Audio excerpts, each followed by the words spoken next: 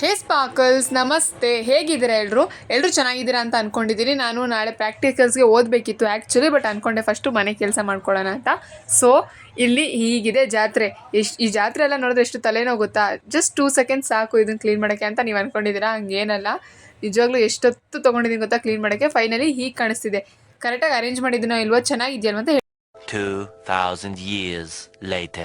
ಮತ್ತು ಇವಳಿಗೆ ನಾನು ಹಾಲು ಹಾಕ್ಬೇಕಂದ್ರೆ ಎಲ್ಲ ಬೆಕ್ಕುಗಳಿಂದ ಕದ್ದು ಮುಚ್ಚು ಹಾಕಬೇಕು. ಯಾಕಂದರೆ ಎಲ್ಲರೂ ಓಡಿ ಬಂದು ಇವಳಿಗೆ ಎದುರಿಸಿ ಕುಡಿದ್ಬಿಟ್ಟು ಹೋಗ್ಬಿಡ್ತಾರೆ. ಅಷ್ಟು ಎದುರುಕೊಂತೋಡಿ ಇವಳು.